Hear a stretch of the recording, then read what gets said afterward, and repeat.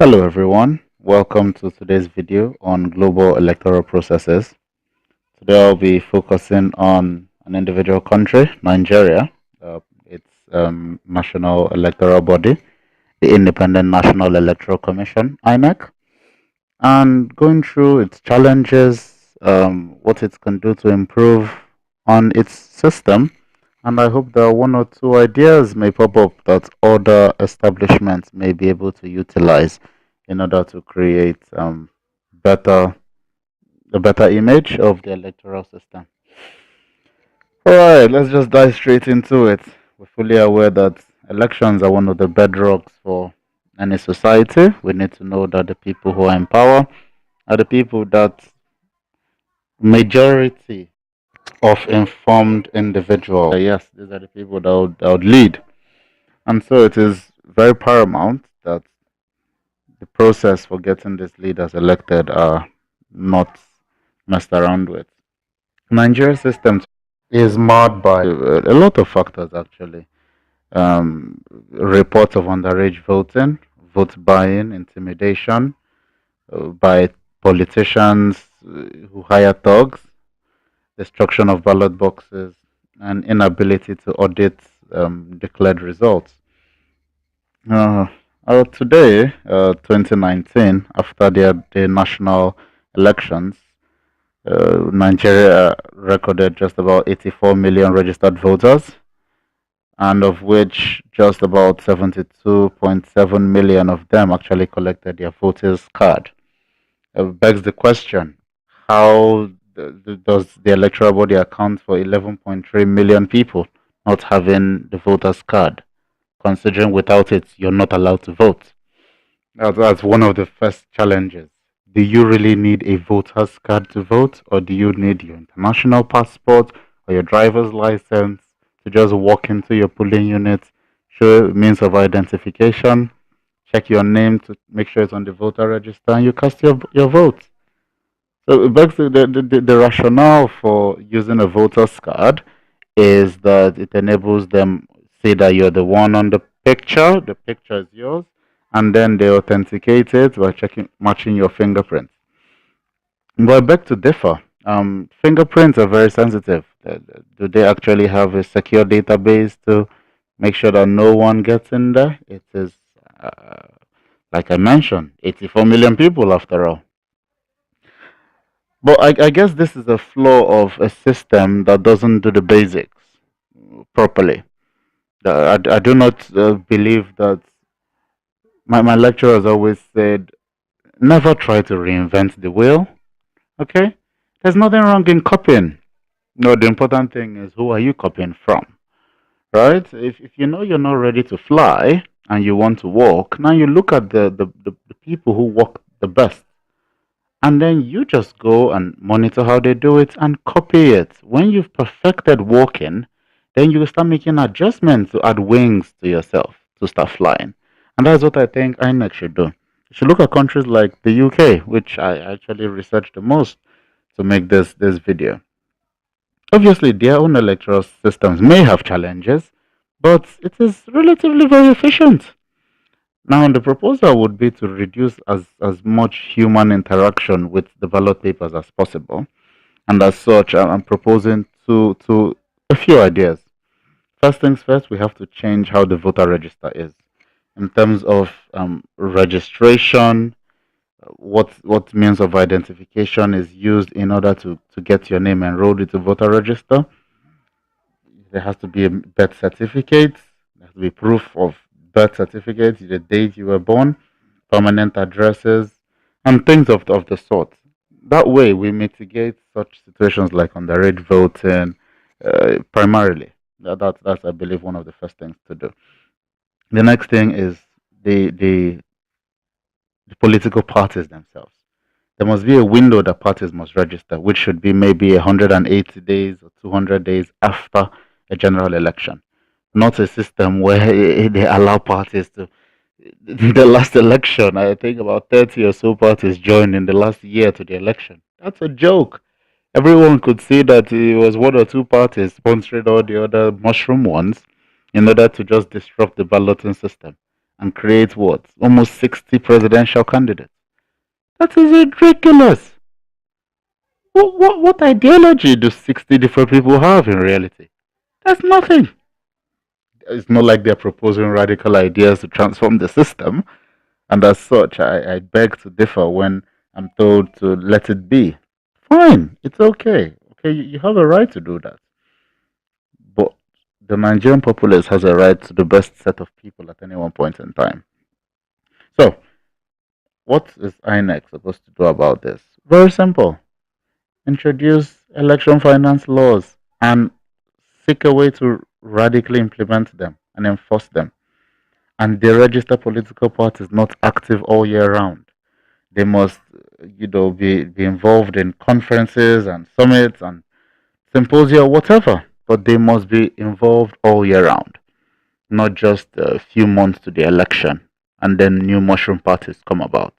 There must be a need for them. There must be a minimum number of card carrying, members or registered members of these parties. Just look at what happens overseas. I'm not suggesting that you do a two-party system.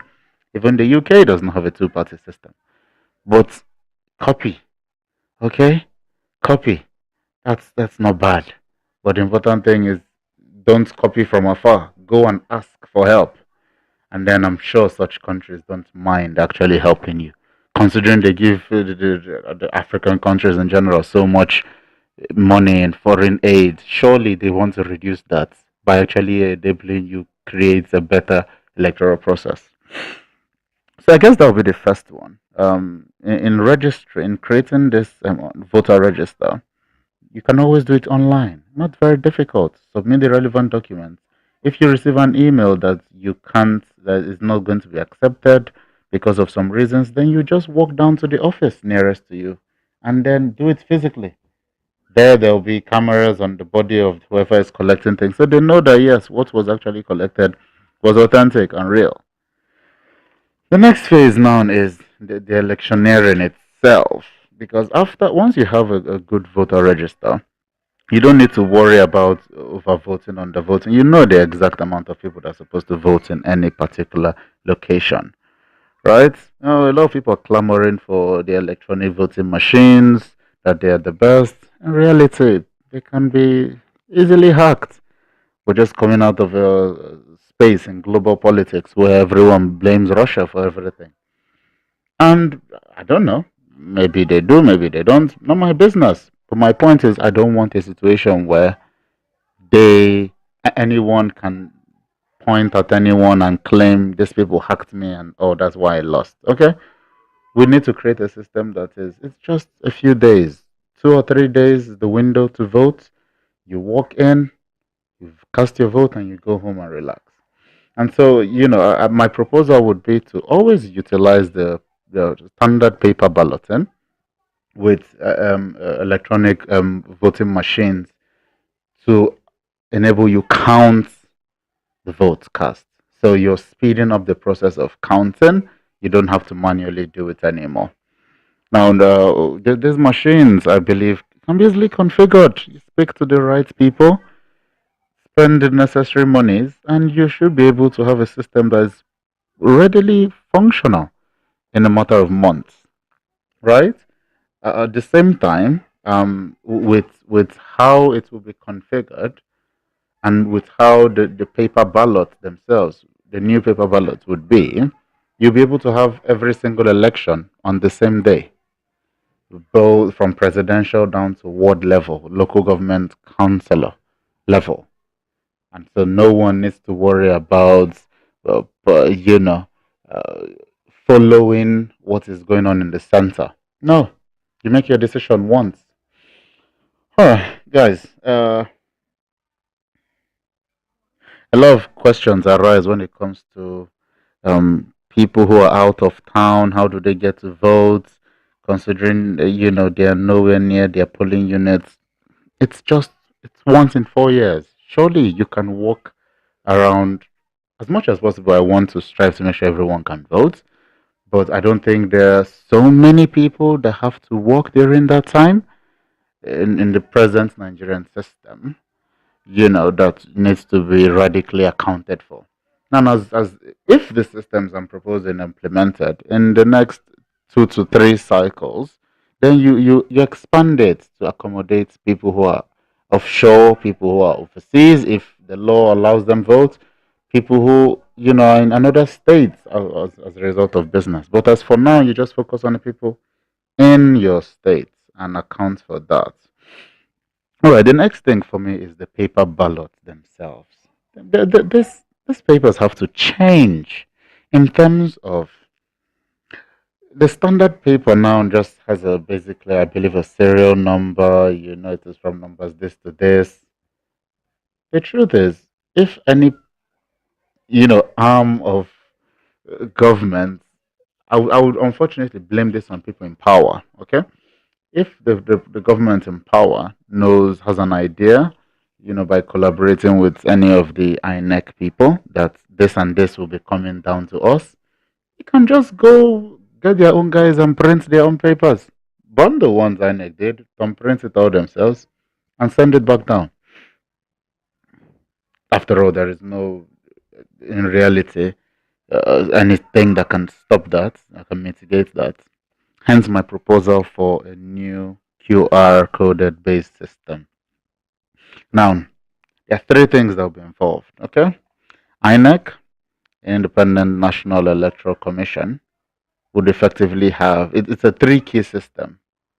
The Independent National Electoral Commission would have, a key to their own QR code section. The association of political parties. I would want to say opposition political parties would have a key to their own system. And finally, the organization responsible, the company responsible for printing and logistics that created all of this would have their own key. Now, three of them are combined and can be scanned once. The whole idea is each individual has their own keys to each paper ballot, each single ballot paper. The from presidential level down to ward level in terms of irrespective of location, each single ballot paper can be accounted for. That way, if anything is missing, you know exactly where that happened and why it was not returned to the base. I believe that is one of the ways to mitigate, ballot paper snatching and burning and, denying people the right to vote, because you can then claim that so many people voted, you know, when firstly your voter register was not ticked for the people, because they can easily form the parties themselves. The individual parties can simply set up a web page that asks people in XYZ, what was the voting process like? Did you vote? But I don't understand what Nigerian political parties do in order to improve credibility. Now, my next job is simply to make this QR code system functional. Once it is, every single ballot paper and ballot box, the box itself is sealed as well with a security seal that is QR coded with the three keys as well, so that if anything is tampered with, you know exactly what to do. Before it is cut up to be poured into the machine to count, the representative of the political parties in the central hub looks at it. So now the question is, how do you count votes? Are the votes going to be counted literally in front of the people where they are cast, or is it all going to be shipped to a central collation facility and counted? My argument is always counted exactly where it was cast. The results are transmitted immediately to the central hub. Okay? And then the actual ballot papers are then transmitted down. So it's one of two ways. Immediately you're done casting the votes are sealed in front of everyone, and the system then, whatever INEC or the Nigerian population decide works best for them, is then implemented. That's why I spoke of two different systems of sealing ballot box or not. If it's going to be counted there immediately, Then it is counted immediately. Immediately, everyone is done casting their votes. Everything is brought out and counted. The seal is broken. Everyone keeps track of it. You know exactly what was done, the serial number of everything, and the results are transmitted immediately to the central hub. Of course, each party has the association of opposition parties in itself who have their own central base that they're also keeping track of everything. So I believe honestly that this will make the electoral process much efficient, more truthful, and the country would be much better for it. The irony in this system is that each particular ballot paper will be available for inspection. It is uh, now bent on INEC, to ensure that the people they're allowing to cast their votes actually exist, because you have the online systems are so efficient these days that you can get easy 10, 12 million people to register every single day with the right incentive. On the other hand, if INEC insists that they must utilize their personal voters card, firstly, they have to go and fix the bugs with not being able to read fingerprints and the pictures not being clear. And secondly, they must deliver the personal voters card. You can't keep going to the offices and they tell you it's not ready. It's in the wrong place. We can't find it.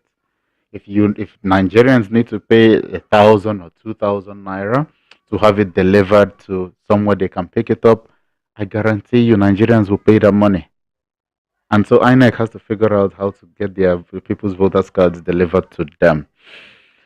Guys, in all honestly, I think a combination of both systems will work much efficiently. Because if we open the window for voting, even if we assume it's going to be just one day, okay, let's say it's just one day. On one beautiful Saturday, everyone is going to go cast their votes. That's perfect. It starts by 8 with an efficient system, well organized. It should end by 3 or 4. The mobile voting machine counters are right there in front of the people, right? It's barricaded by a glass. The people seated in front of the glass are the the political party representatives. It is counted right there, and then everything is electronically on the board. There is absolutely no way that anyone can claim the system was rigged, considering that at any one point in time, the system operating the software operating the counting machine, it can be plugged into, and the software itself downloaded for inspection by each political party. Anytime the party wants, obviously there'll be a limit to that. That way, you can't tell me it was hacked in and changed and taken out of, because you don't know when any party is going to say, "Okay, pause the system. I want to download. The software is running right now." That way, I think, would be every machine is on their toes, and no one will have time. Or just make it a closed loop system. Nothing comes in until after the results are done, and then it transmits the results immediately to the central hub. I do not think these systems will cost so much money, and we need to realize that the corruption, election corruptions, don't just happen in Africa. They happen everywhere: Asia, Europe, America, everywhere. Even if they use different tactics, maybe it's not just vote stealing and stuff. But we need to be aware of that, and I hope that by implementing this QR coding system and mixing it up with electronic um, ballot counters, electoral processes in Nigeria specifically by INEC, as well as globally, will be improved. Let me know what you all think.